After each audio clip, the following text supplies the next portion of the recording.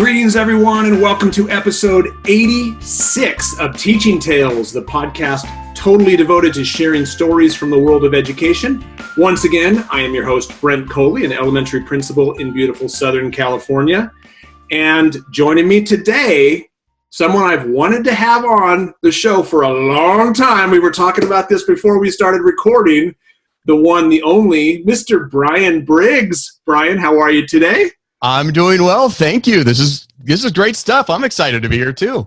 We were talking before we started recording that this little thing called COVID happened, which kind of put the podcast, I think I said, it wasn't even on the back burner. You said it was in the fridge, it was in the freezer, but we're thawing the podcast out. We're getting back into it, and I'm really excited to have you on. As I said,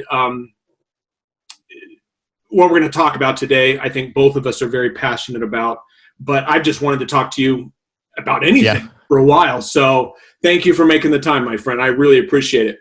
Not a problem. I got to say, again, the Coley cast, I remember like vividly, like my wife gives me a hard time on this, is where like when we see movies on TV, I can vividly place what we did that night when we saw that. So I remember one of your episodes, I think it was episode 6. It was with your dad.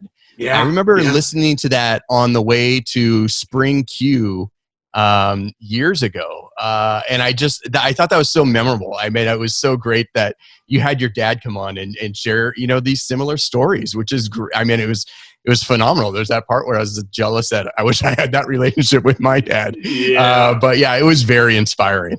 Oh, thank you. That warms my heart. That is one of my favorite episodes when I got to chat with my dad. So that's awesome.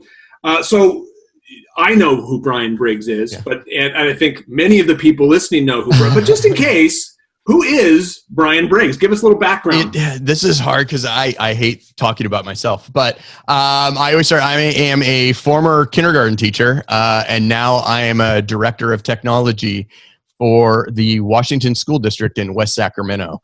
Also on the side, I am on the Q board.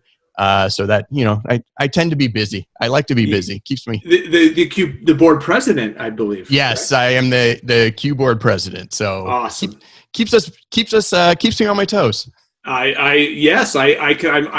on the board of our local affiliate, and that keeps me busy. And that's just the local affiliate board. Yeah. So I can only imagine all that you've got on your plate. But I mean, for anyone listening, I mean, Brian is, I like your Twitter bio. You're one half of the Check This Out podcast with Ryan O'Donnell. We gave you a shout out in my last episode when I talked with Scott Nunes about podcasting. I mean, you guys have been an inspiration for me, and I know a lot of others, podcasters. Just number one, you share great stuff, but you guys are just good guys. I mean, both of you. I mean, and I can't wait till we get to move past the current situation that we're in, and then we can get back to in-person. Yes. In-person conferences. And we've talked about, having at the next conferences. Now with this rig I have set up is having a lot of people around, physical roundtable, and having people talk together, like Tom Covington and Mike Jeffcoff of Tosa's Talking Tech. Again, they're again just sharing stories, even like who was I talking to? Ed Campos, talking about a lot of people want to see the nuts and bolts of like what goes on, and sharing our pitfalls. And Ryan and I have discussed that at conferences, like here are some of our pitfalls not to do. And so I think a lot of people just starting, they kind of need that. Absolutely. And the Check This Out show, it's fun. Ryan and I, we consider it like edutainment. It's awesome. Yeah, and I think Ryan and I, we go back a while back, and it's a funny story how the podcast started. But again, it's just, and a lot of people, they say it, when they hear our show, that's us in real life too, what you hear on the show. So it's kind of crazy. It's great. We're like the same person, except he's about a foot taller than I am. So it's all good. He is He is tall. Yes, he is Yeah. taller than me as well. Yeah. So, well, again, at the end of the show, we'll let you give your contact info and where people can find the podcast. But let's jump in. I mean, when you and I were chatting before we hit record on this, we're talking about COVID. I mean, we're recording this in early January of 2021. We're still in the midst of a pandemic. Most of the people listening right now are either 100% virtual instruction or in a hybrid model of some sort. I think very few schools across the country are 100% back just under normal circumstances. And I was talking with my wife and with somebody else about this, and we're going to talk about silver linings today. Like, despite the horrific things that have happened over the last year or almost a year, there have been good things, some positives that have come out of this. And I just think it's really important that we share some of those and try to spend some time, because it's very easy to focus and go down that rabbit hole of 2020 stinks. And it's I mean, it's true. It's true. It did stink, but and the disclaimer right now, in no way do we want to minimize the challenges, the struggles that so many people that have gone through this year. I mean, the loss of loved ones. I mean, people have lost their lives because of this. So in no way do we want to say, oh, well, it's all rainbows and unicorns. Yeah. Because it hasn't been all rainbows and unicorns. However, there have been some rainbows. Yeah. There have been some unicorns, and now is where you had said it well, like there's a light at the end of the tunnel. I mean, there's vaccines that is there. Now we're moving it. So it may still be a ways away, but at least we can see that the end is in sight. So I've seen a lot of great things in my position as an elementary principal. You have seen as the director of technology up in your district some positives, and let's just go back and forth a little bit to share some of those things. So tell listeners something. What is something good that you saw, that you have experienced out of 2020, out of what we've gone through? Yeah, and to echo, like you said, not to downplay of how bad it really is. I meant when Bitmoji makes a dumpster fire, 2020, it's pretty bad. But yes, again, this is also the great time of year to reflect of 2020 and to not to dwell and focus on those bad times, which clearly there are a lot to choose from. Yes, but as we're moving into this new year, the new beginning, some of the new great things that we did see, and maybe let's exploit those great things. And like when you said the silver lining, I mean, that's great. It's great. So like what I saw, and then again, this is beyond my teachers. This is on social media, and people have been sharing is the resiliency and the flexibility of teachers and educators of what they've been doing. I mean, the pandemic, that was pandemic teaching. That was emergency teaching. But where they were able to take that and, elevate their education. And what sunk in my mind on this was our students that are our ESL students that, it's sink or swim when they come into our classroom. And a lot of that, and that's kind of like what it was for teaching, was they're in, like, again, with my background of being into ed tech, I've been shouting from the mountaintops of how great technology is in the classroom, but it was always fell on deaf ears that, oh, this is the crazy guy saying that there's tech.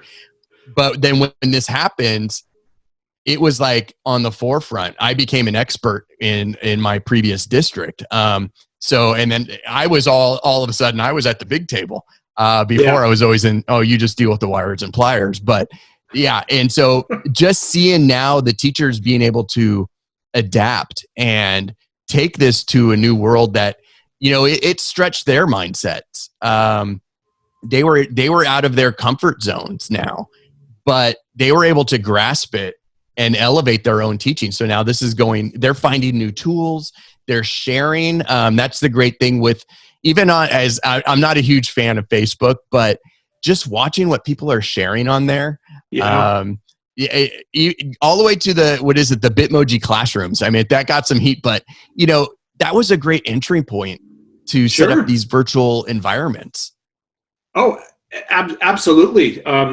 Everything you're saying there, I made a little list of that I'm looking at here of some, and you've touched upon some of the things that the skills that our teachers have learned out of absolute necessity. I mean, it was kind of like, well, I don't want to learn it. Well, yeah. Unfortunately, this is kind of the situation we're in, but I have told so many people, I didn't think pre-pandemic, I didn't think I could be more proud of our staff until this happened. And they've just absolutely blown me away with what they have done in terms of, you mentioned Bitmoji classrooms. Yeah. Like you said, it's taken some heat, but at the same time, as a former kindergarten teacher, when you've got a 5-year-old who's logging on to your learning management system and you see this cute, I mean, because cute matters. Yeah. I mean, the cute factor, it matters. And you see something like that, it's visually appealing. It's great. I mean, one of the silver linings kind of piggybacking on what you said was, well, before I get there, Flipgrid. I'm going to use Flipgrid, for example. Yeah. Shout out to Ann Cosma. I mean, Ann, I know Ann. I mean, back in November, we brought Ann in for some virtual training on a full day's workshop on Flipgrid.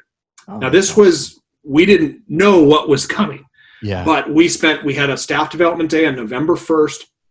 We brought Ann in and we showed our teachers how to use Flipgrid. And teachers it was great. And you know how sometimes you learn something new, but then it gets pushed back because you're going back to what you know. Yeah. Then school closes in the middle of March. March 13th, Friday the 13th, school closes. Teachers were able to then go back to what they had learned in November, what Ann had taught them, and they leveraged the heck out of that thing. And it is now one of the go-to tools that my teachers use as a way to increase that, give them opportunities for speaking and learning, to see their classmates that they haven't gotten to see anymore. It's just, it's been remarkable. It's been absolutely remarkable. Yeah, Flipgrid is one of those tools, and I know when I started that virtual academy for my former district, there were tons of tools out there, but I just focused on 3 tools that I want them to be proficient in, and Flipgrid was one, Padlet was another, and then also Nearpod. So those 3 tools, we were able to do so much, and just in doing the virtual trainings on those. They put them as the role of a student, so they were able to see how these tools could work for them, and then apply those how they felt about those schools of what they can do back into their classroom. Yeah, it's been amazing what they have done. I mean, which kind of ties into that other list that I had, was a silver lining that has come out of this. Our district adopted Canvas as our learning management system this year. So what's a positive that's come out of the pandemic? Every single teacher at my school and my entire district, every single teacher has a functioning classroom website. Oh, that's nice. If you think about this now, because they've had to, this is their classroom now. And as somebody who, I had a classroom website when I was in the classroom. MrColey.com was my baby, and I spent, 10 years building that sucker up. So I have a passion for this because I know what it can do. It can break down the walls of a physical classroom, provide opportunities for students 24/7 to communicate with families. So I know the value of this, and I've always hey, teacher, this is great. Please do this. They've now done that. Now, it was forced upon them, but while it was kind of like the birthing pains of it was uncomfortable, and they had to spend a lot of time doing that. But you should see what they have come up with now. Yeah, And yeah, it's just not that web page that was static for a year long. Teachers set it up before school site. Yep. Okay, this is got done for the year. It's a splash page for your daily, your daily instruction now. And when we come back, we've seen that. Yeah. Yes, and when we come back, they'll still have that. And yes, while they may not be putting everything on there, you can still put a whole. I mean, when you have that resource that you did in class, you can throw it up on your page. Yeah. And then if the kiddo who was absent can download it from that page. I mean, it's just, that's been a huge silver lining that every one of us moving forward, they now have a functioning, like you said, non-static page. And some of them, I mean, the cuteness factor, again, I mean, cute was never my thing. Because I was more functional, but yeah. I'm telling you that what they've created, their graphics, and it's amazing. It is so amazing what they have done. And I know another silver lining for teachers, they may not see this now, is with them creating all these lessons online and virtual learning and for asynchronous learning. Next year, one of the things they're going to go, oh yeah, was that I hated when I got the form that, you have a student that's going to be out for a week and they need independent study. And you're throwing those packets together, doing this.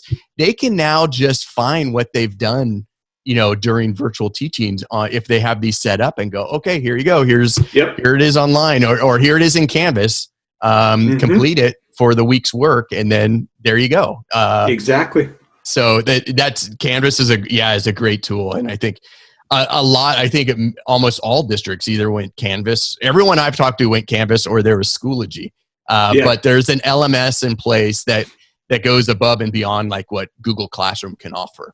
And I'm seeing that. And again, I think learning management systems is essential, and Canvas is a great one because I know Canvas also carries over into the secondary schools. It's K-12. Our district, it's a K-12 district, and we've adopted it so that one of the nice things is that, my fifth graders, when they transition to middle school, it's going to be the same thing. And then when they transition to high school, it's going to look the same. I mean, different teacher, but. And community colleges too are using Canvas. So again, it's a great system and transition to start early on. Absolutely. Absolutely. Yeah. My daughter in college has used Canvas. So that's awesome. So it's great.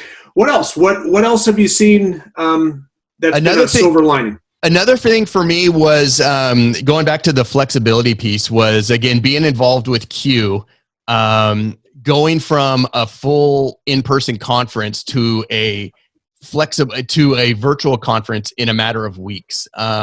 Being a part of that, and also being a part of, I was on the ISTE planning team to plan the conference planning team, and seeing that, okay, that shut down. Okay, they're going to go to hybrid. No, we're going to go all online, and let's try to gear the sessions to a virtual format for teachers that are teaching virtually. And just seeing presenters being able to tweak their presentations and just that willingness to share. And, that was the other part I have on my list, was just all the amount of educators we want to help by heart. And now just seeing that all of these people, there's someone you can go to if you need some help. Even if you're not on Twitter or Facebook or Instagram or any of the other socials, you can turn to your colleagues now. I think one of the silver linings was it allowed us to be vulnerable and ask for help. Even myself, as being so-called air quote an expert, I still asked for help. In order for myself to grow in this position, I had to be allowed to be vulnerable and ask for help. And then totally giving credit for when I was asking for help. But I think this time allowed us for that. We were all learning. Again, my biggest fear is for those first year teachers that this is what they've been thrown into. But just to all those new first year teachers, it does get better. It does get, well, because I like how you said, perfect segue, because everybody was a first-year teacher this year. Yes. I mean, Yes. and even though this is year 8 of being a principal for me, I was a first-year principal because I've never led through a global pandemic before. I mean, I missed that class in my admin credential program. Yeah. I mean, it just, everybody, it doesn't matter if you're a first year or a 31st year veteran, every single, it was almost level playing field. We were all thrust into a situation that we've never done before. And I love how you said that vulnerability, because you were able, I mean, I was able to look at my staff and be like, hey guys, I've never done this before either. Like we're going through this together. And I love how you said asking for help, because I mean, that's how we get better. I mean, even if we are a 30-year veteran, the 30-year veteran can learn from the first-year teacher. Yeah. Because they're bringing in stuff that, oh my gosh, I never thought of that before. It's all new. And I'm curious again, when we're back in person, the silver lining, I have collaboration, but these relationships that are built virtually, how is that going to expand as when we're back in person? That 30-year teacher, that does her thing is now open to new ideas. Yes. And now they're going to want to share back. And it's that whole giving back type attitude, is that it's going to be phenomenal when we get back in person. I meant the amount of hugs that are going to go around, which is going to be crazy. But I think our relationships are going to be even stronger when we get back. Especially like you being a principal at one site. I mean, I'm sure you're going to be able to see it firsthand. We do have strong communities in our schools. I think they're going to be even stronger when we get back. I agree. And that, I mean, you've again, beautifully segued into something on my list. It's what I think this has shown us is relationships. I mean, we hear that so often, but what has this shown? It's shown how important relationships are. I think one of the hardest things for me is when you can't be in person, like you said, the hugs, the high fives, like with the kids, oh my gosh, not getting the high fives and not being able to see the kids in person for me has been one of the hardest parts of going through this. But what they have done, what teachers have been able to do is they've seen the importance of relationships, and they're just having to build them in a different way. And I'm going to go ahead and segue here. I did a flip. I put out on Twitter, I made a flip grid and said, hey, would anyone be willing to share their silver lining? And what we're talking about right here, I want to share what one of my second grade teachers, Teresa Romo. So Teresa, if you're listening, thank you for sharing this. I want to share what she recorded, because she talked about this relationships here. So I'm going to go ahead and play her thing. Hi, I'm Teresa Romo. I work at Alta Marietta, and one of the things I think, well, there's lots of things that I think is a benefit to this time, but it's how I know my students more intimately than if I was just in the classroom. And I mean, I know things about their parents, their grandparents. I've met grandparents while they're walking by. Obviously, I've met parents, brothers, sisters. I've met pets. I've seen the colors of their room. I have one little girl with a beautiful green room, another little boy with so many decorations that I can see what his personality is like. I've been with students to their daycare. I've been with students that have streamed from Las Vegas. So I think it's giving us access to our students where they're most comfortable and they can still be within their classroom. Thanks. So, I mean, I thought what a great take on this. I mean, obviously, she would rather her students be in the room with her. But when else have we seen the kids' bedroom? Yeah. Never. I mean, meeting pets, meeting grandparents. I mean, yes, there have been times where some of the things seen in the background of a Zoom meeting may not have been the most appropriate, but she's building relationships in ways that she never would have before. Yeah, and again, like you said, about the silver lining, yes, there's been a lot of pushback of the cameras being turned on. And like districts are saying no. But again, that silver lining piece that we're talking about, that theme is she's been able to, like you said, the students are being able to share their own worlds now. You're being able to understand where our students are coming from. Again, like maybe they're sharing a room with 3 or 4 people in there.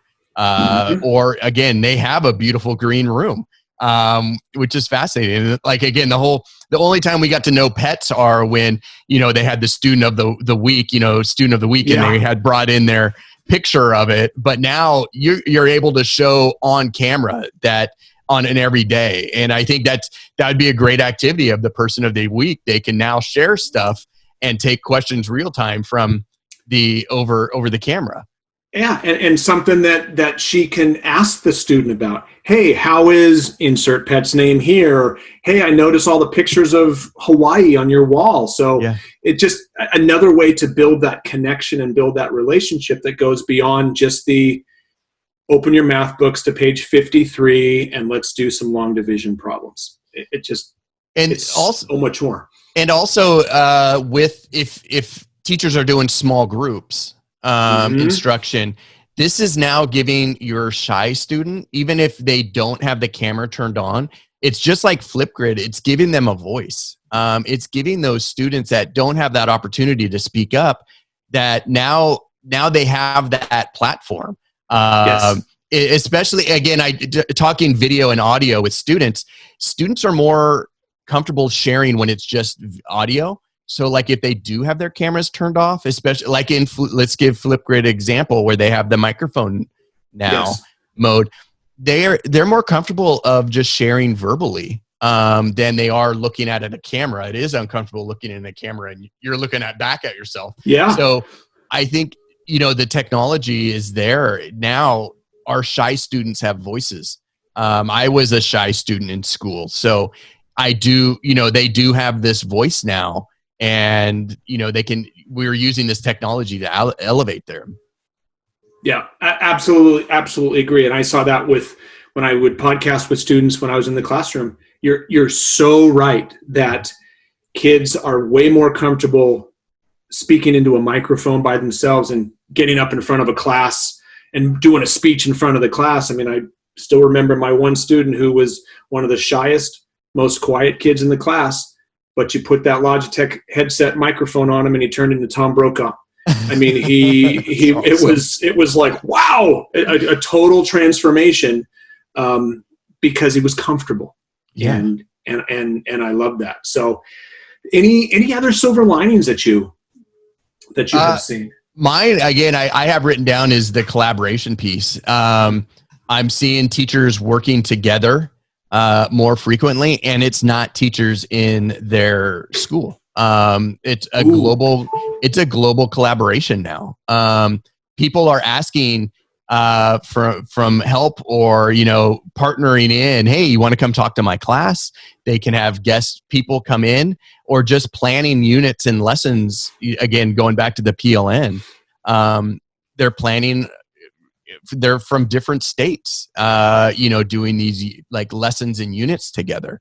So I think the collaboration is going beyond the classroom walls. It's a global collaboration in this time because, again, it's just not us in Northern and Southern California that are facing this. This is a global pandemic. So we're like High School Musical. We're all in this together. And I'm seeing that collaboration go beyond of our norm. Again, like I said, this social media, it does have its good and bads, but this is one silver lining on social media that we can find these people that we can work with. No, absolutely. You would have thought that we would have planned these segues, but this is for anyone listening. We didn't do that. Like, I didn't know what was on your list. You didn't know what was, but you talking about that collaboration. I totally agree. Like, we have our PLCs, our grade level PLCs, our departmental. But this is one of the things that I have is one word: Zoom. Okay, Zoom / Google Meet / Microsoft Teams. what has come out of this? Virtually every single person, because you said you could have somebody virtually visit your classroom. Now, we had some of our teachers, the Skype in the classroom and mystery Skypes and stuff, but those were the exception. I think most people didn't know how to do that. It was those were the early adopters who were out doing that, whereas now the teachers know how to do this. And whether it's what we're doing, we're recording this via Zoom. We're recording this for the podcast. Look what teachers are going to be able to do now. Back to school presentations, they did those virtually. They recorded it. They threw them up on their Canvas page. How great is that going to be moving forward? Couldn't they do the same time? To be able to record a presentation, put it on their Canvas page for parents who were working and couldn't make it that night, or had a family emergency and couldn't make it that night. I think one of the silver linings for me is what you and I are doing right now. We are communicating via Zoom, via a media tool that now, disclaimer, I can't wait till we can have meetings in person anymore. Yeah. And because there's something about that human connection. And do I love having every one of our meetings virtual? No, because when I've got our principals meetings, there's something about sitting around the table and just looking somebody physically in the eyes, and just there's still human connection. So I'm looking forward to getting to go back to that. At the same time, how many meetings, Brian, have you attended in years past that could have been done over Zoom? Oh yeah. Or again, in LMS. Yes. And it goes back to that old saying, like, this meeting could have been done. Could have been an email. Now, again, you can almost videotape Yes. your recordings, and that could be your meeting. And then when you do get back in person and have those face-to-face meetings, you can get into the real meat and potatoes of what you wanted to discuss. Yeah. No more, yes, fluff is good during a meeting, but you can be really more directive now. Yeah. Well, yeah, you can flip your meeting. Hey, I'm going to record this, watch this. And when we get together, then we can talk about it, or really get to the meat and potatoes of it. But I'm just thinking of some of the committee meetings that I have attended in the past, that you have attended in the past, where it takes me 15 to 20 minutes to get to the district office for a 30 to 45 minute meeting. And then it takes me another 15 to 20 minutes to drive back to campus, time that I wasn't on campus in case of an emergency. Those types of meetings. Wow. Yeah. I foresee many of those staying virtual to be able to maximize everybody's time. Yeah. And I think sometimes virtual, it'll do the trick. Digital is not always the answer. Sometimes paper and pencil is the best tool for the job. And I think sometimes the meeting in person, face-to-face, around a table, same room, that's going to be the best tool for the job. But I think that moving forward, a silver lining is we now have a tool. It doesn't always have to be in person. Yeah. It now, to piggyback on yours, a good segue. There we go. I'm looking at this of how it's going to revolutionize education in general. Yes. Thinking of our students, I see that there will always be a virtual piece now, an asynchronous piece. A great, again, my daughter, who's a junior in high school, she's really excelling at this. It was hard at first, but she's able to go at her own pace on some of her lessons, and then go deeper, like in math that she might have struggles in. She can go in depth on that. The other idea I had was, like, in high school, we know the science on the teenage brain, where why are we starting schools at 7:45 in the morning when they need the sleep and the sleep in? Maybe start at 10 and have some asynchronous classes, after sports practice at 7 or 8 o'clock at night, where they can do an online class at night. How are some of these things going to, carry over into the transition? I think, I know we're both in public education, but I think we can learn from charter schools, because they have that flexibility and freedom to try some of these. And it's our turn to do that. We've gone through this. We've seen what we can do. Let's try something. But I also see, like I said, the silver lining. I still see a virtual component to our school system coming in the future. Absolutely. The virtual academies, something, or like I said, the homeschool community, how we can bring those into our school districts. So I do see some great potentials coming up. I absolutely agree. And I think earlier in the episode, I said everybody wants them to be back in school. And let me back up for a second. Not everybody. Yeah. Because like you said, your daughter's excelling. Not to say that she wouldn't necessarily excel or want to go back in person, but there are those families, for whatever reason, their child may do better in a virtual environment, whether it's work schedules, whether it's social issues, whether it's anxiety, whatever it is, to give those kids that opportunity. I 100% agree with you that I think moving forward in the 21-22 school year, I think that a whole lot of schools, a whole lot of districts will be offering virtual instruction. Yeah, from the get-go, even when we reopen. Do you want to stay virtual? Yeah, or even, and maybe not virtual, maybe even hybrid. Go like what here. Another person, Caitlin Tucker, who's been on the mountaintops crying, yelling out about flipped education. Yeah, this is bringing in a hybrid. If you had a hybrid program in your schools, you come in 2 days a week. And I think doing that with like project-based learning or problem-based learning, both of those, you come in the class to solve these problems, and then on your own time in a hybrid setting, you're learning from the textbook, the LMS, the online resources, and then you come back into person for the whole PBL aspect of it.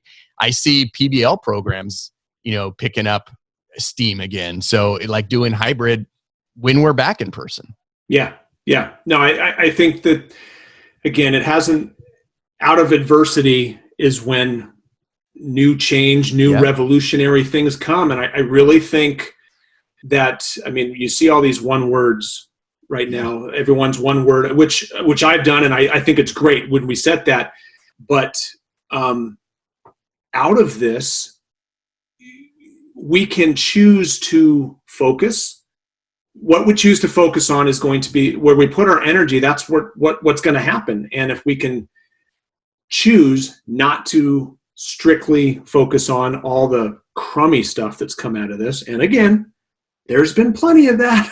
Yes. This is not to just gloss over and say, when I have conversations with parents, like I kind of almost chuckle and say like, hey, mom, dad, like, I'm not gonna insult you and be like, what are you talking about? Everything's fine.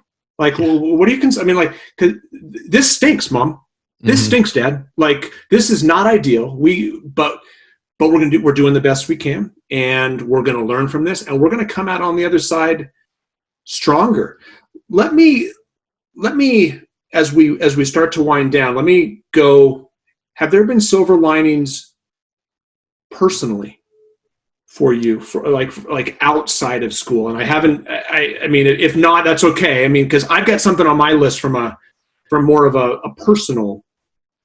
Anything that jumps out at you from for me, again, I think seeing from others, and even like for not necessarily myself, but for others, the amount of hobbies other than baking bread, just things that people have been picked up on. Me personally, I mentioned to you earlier that my son, who's a senior in college, and he's come home virtually.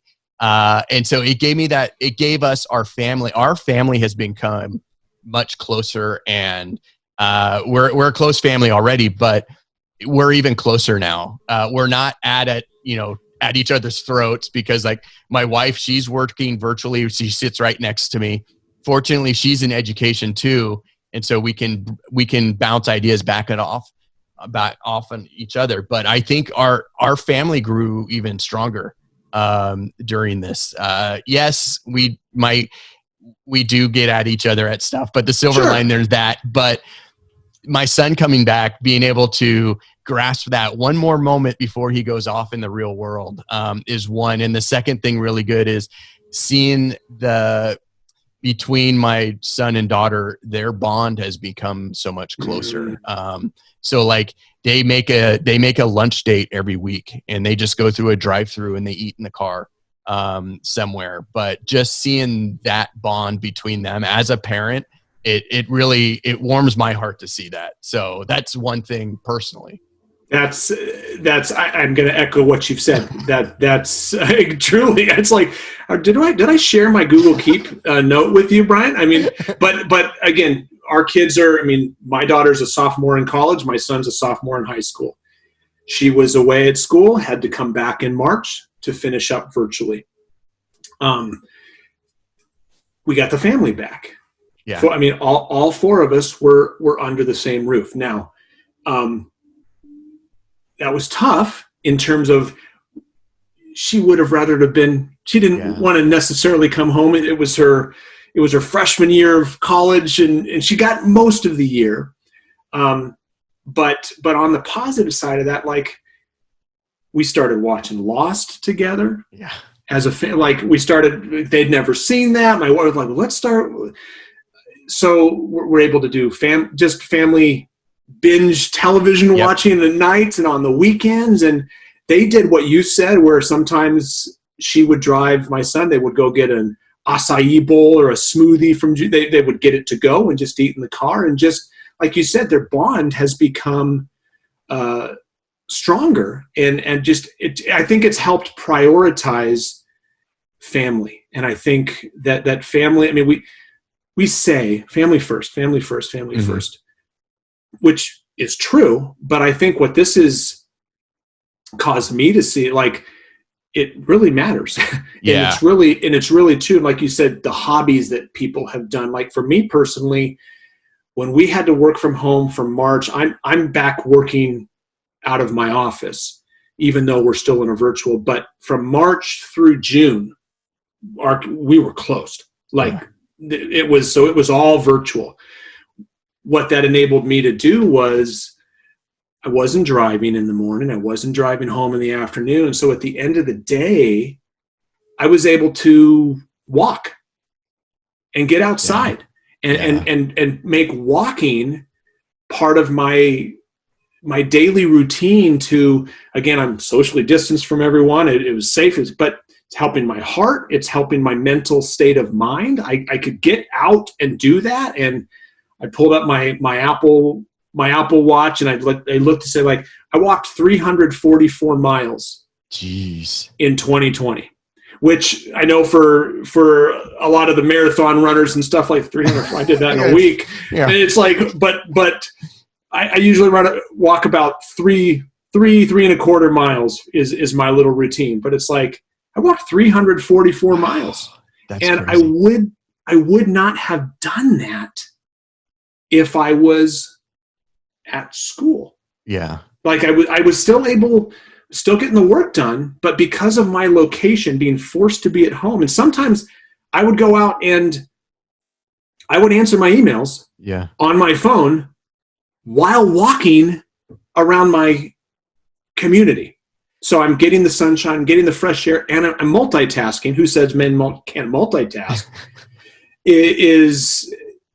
Anyway, I just, for me, that's a silver lining. And I think to go on that, I think, during this time when we're in front of a screen all the time, I think, again, I think one of the not so silver linings that go back into that dumpster fire is the social and emotional learning of our students, which is hard. Yes.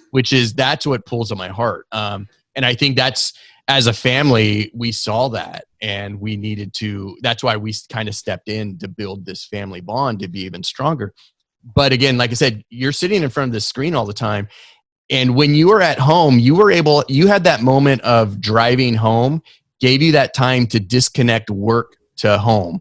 And I think the walking helps that transition, because now our work and our school and our personal lives are all in one room. Giving you that moment of like, okay, at the end of the day, go out and walk. I usually walk in the mornings. But again, just to clear my mind, I've always walked in the morning. But again, bringing back the importance of mindful meditation has helped me keep my bearings also. I think it's important to, step away from everything and give you that outlet of just walking, and then getting the vitamin D, out in the sunshine when it is sunny.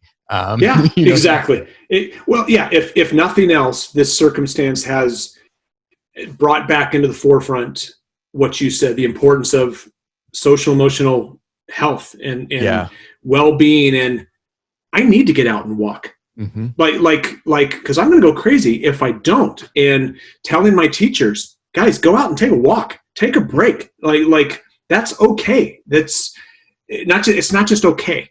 Uh-huh. It's necessary. You can't do that. This is too hard a job. It's too hard a job under air quote regular circumstances. Yeah. It is definitely too hard a job under what we're under right now. Yeah, the pandemic. So to go back to what you mentioned, question for you, a little bit more lighthearted. You mentioned Lost. What else have you been streaming? Oh, I just finished Cobra Kai season 3. I was just about to mention that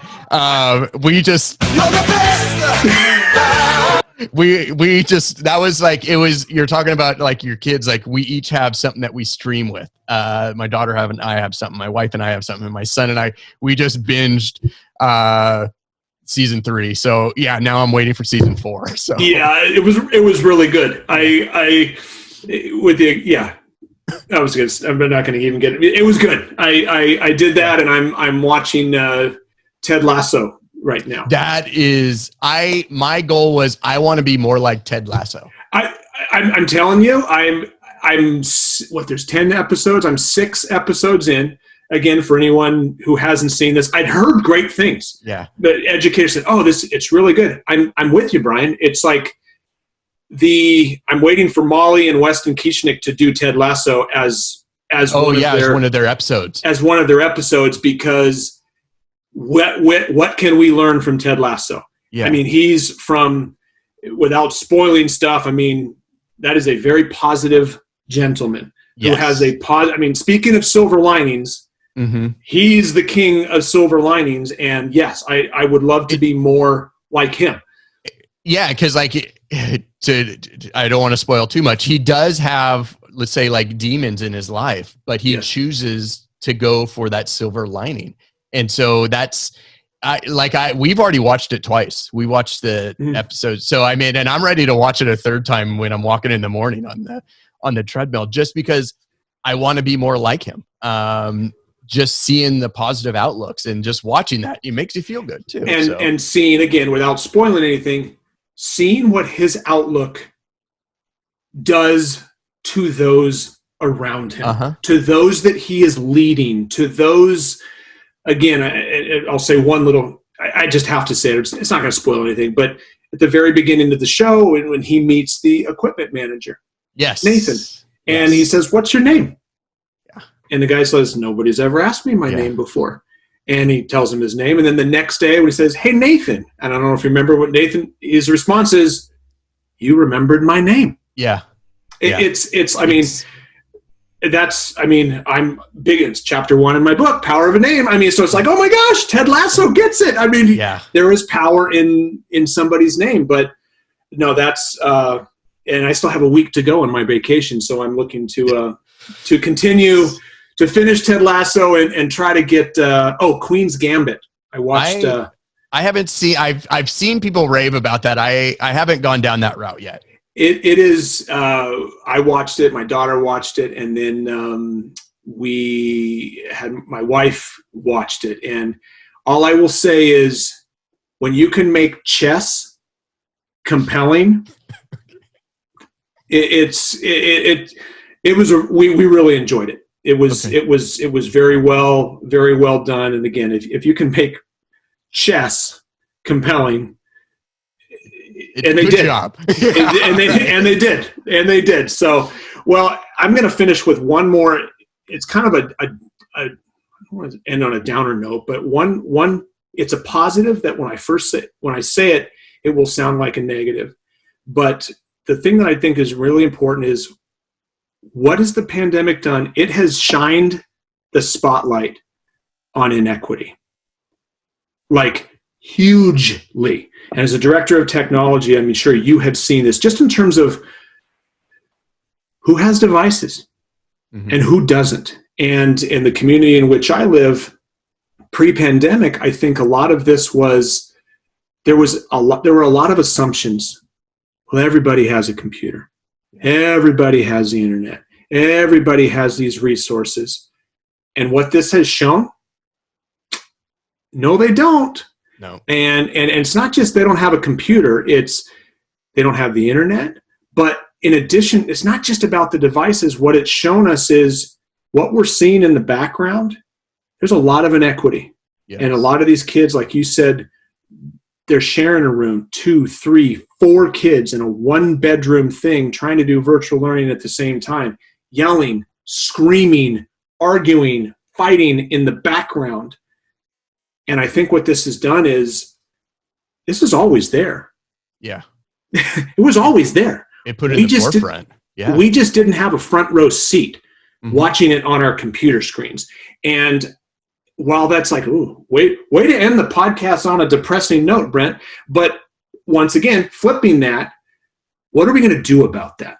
Yeah. Because I think moving forward, when we reopen schools, that inequity will still be there.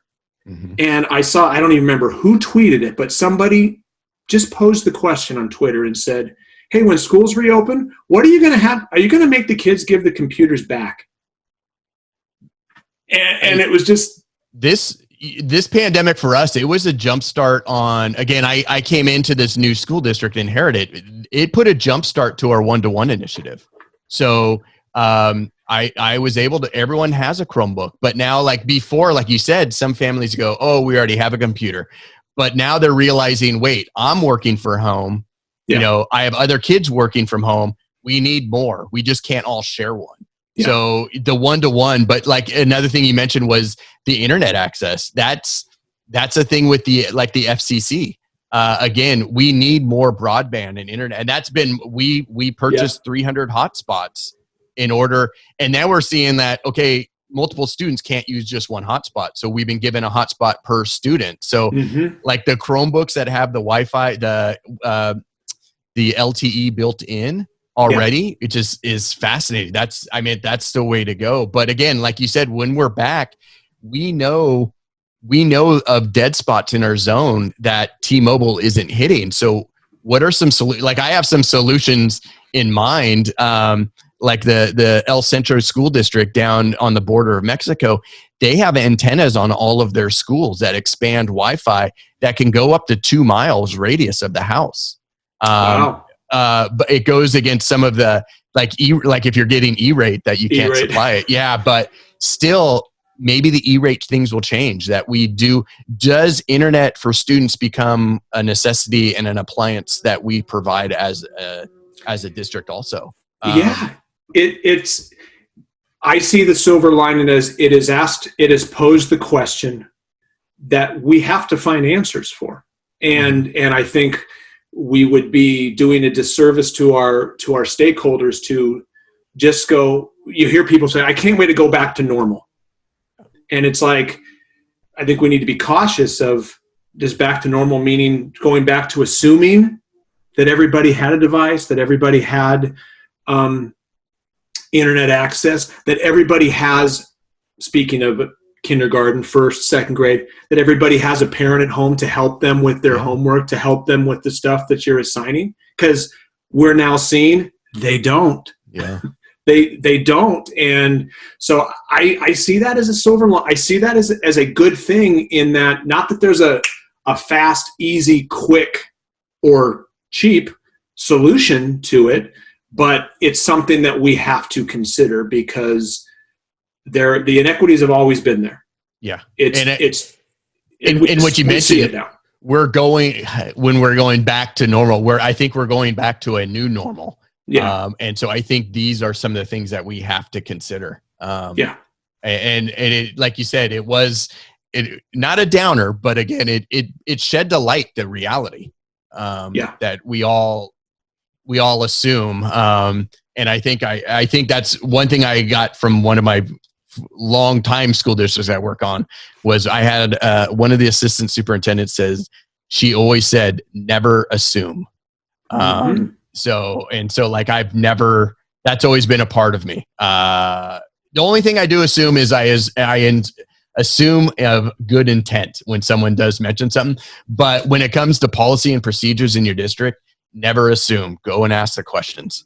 And I think it's been really great to see our district leadership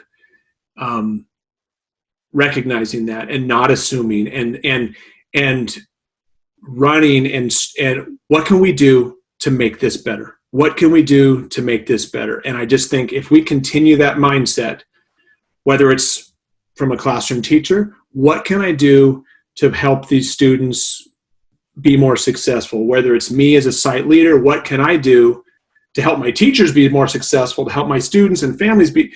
We just have to be aware and reflect and know that it's there because we need, if anything, just go back and remember some of the things we've seen in our Zoom meetings. Yeah. Because, or the cutouts where he keeps losing his internet. It's like, well, so keep that in mind. Yeah. When we're assigning work that is requiring that. And even with teachers, should we be providing a high-speed internet for them? Because I've been in meetings with our superintendent, her Wi-Fi goes down. Sure. During a leadership meeting. So it's the inequities even across the board for everyone. For everybody. Absolutely. No. I'm in my upstairs room right now because when we were in March, I was doing it at my office downstairs and the internet's not as good in my office. And I'm the one leading the meetings and I'm cutting out my internet. So we've since learned that the internet is better upstairs. So, Brian, thank you I really appreciate this. And for everyone listening, I hope you've gotten something out of this. And the moral of the story for me, I haven't chosen a one word, but the word that keeps coming up is perspective. Like, I think our perspective, if we choose to have a positive perspective and find the good, I did a little video out on Twitter, like, if you look for the positives, you will find them. And when you find them, you can then be thankful for them and appreciate them. If you look for the negatives, you will find them. And right now, it's easier to find the negatives than the positives, but I just think seek the positives and you'll find them. And then when you find them, you can appreciate them because it could be worse. I mean, I know it's hard to imagine, but it could be worse. Yeah. It really could be. And like Ryan and I talked previously once before, can you imagine if we went through this 5 years ago? Oh, we wouldn't. It would be drive by, pick up your packets and book every week. So I think if you're thinking of how could it be worse, think about if this was 5 years ago. Yeah, exactly. There's no way we would have been ready for something like this. And I just think how our organizations just across the country have pivoted and adapted and done the best that they could possibly do for kids and their families. Has it been perfect? No. But considering everything that we've had to deal with, I'm really proud to call myself an educator amidst what we have done. So, well, Brian, thank you, my friend. I appreciate you sharing your words of wisdom and your experiences and your stories. As I say frequently, even if no one else is listening, I got something out of this. So I echo that. It's funny because like as you being a school leader and I'm a leader, like leading these meetings, there's those times where we just need to sit down and just talk like we did here. when I'm talking to other people, just on Zoom, just that social hangout, we all deserve it. So if anyone's listening, we all know how to Zoom, like my brother doesn't do it, but I can Zoom him down LA. I taught my dad how to do it. He's 80 years old I got him a Chromebook and I taught him how to do Google Meet. So there we go. Yeah. Just find someone you haven't talked to in a while. Exactly. And yeah, the holidays. I mean, how many families across the country that couldn't travel or be together for health and safety reasons did so via Google Meet or Teams or Zoom. It's a tool that we now have to collaborate for professional, but also for personal. Mm-hmm. It doesn't have to be professional all the time. I'm already thinking of starting to, for Super Bowl with buddies, there we go. And just, continue with the trash talking. There we go. That social element. And again, Ryan and I, we do game nights, which is another great thing with Zoom. And so, yeah, reach out to someone. No, I like it. I've done I've got friends, just very low stakes poker.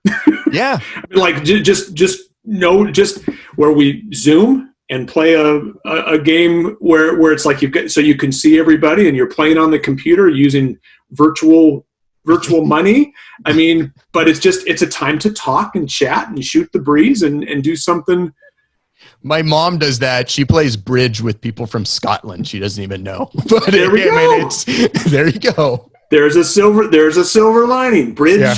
Bridge with the Scots. So yeah, there you go. Awesome. Well, for anyone who doesn't know how to connect with you, Brian, how can they connect with you online?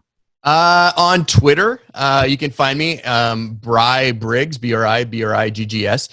You can send me a tweet. I usually use Twitter mainly for the direct messages. I do share some, but there's that. And then, like you mentioned, Ryan and I do a podcast called Check This Out, where we share some ideas. So, and for anyone who has not checked this out, I would recommend that you do check this out, because it's, again, one of the things that I love about your show is yes, you share good stuff, but I love the banter and just you guys, you're obviously good friends, and just the conversation. It's fun to listen to. I think you said edutainment. Yeah. And that's a great way to describe it, is you're learning something, but you're doing so in a way that is fun and enjoyable. Yeah. I've frequently listened to, driving out to Q conferences in Palm Springs, listening to you guys. You may have to hit like 2 times speed, because we do tend to go long. Well, Brian, thank you. I really appreciate the time. And hopefully, again, we'll be able to chat in person in sometime in the near future. And for everyone listening, thank you for tuning in. As always, I appreciate you tuning in. If you haven't already done so, be sure to subscribe. You can find Teaching Tales in your favorite podcatchers, whether it's Apple Podcasts, Spotify, Stitcher, or you can listen directly on my website at brentcoley.com. And until next time, have a good one and be safe.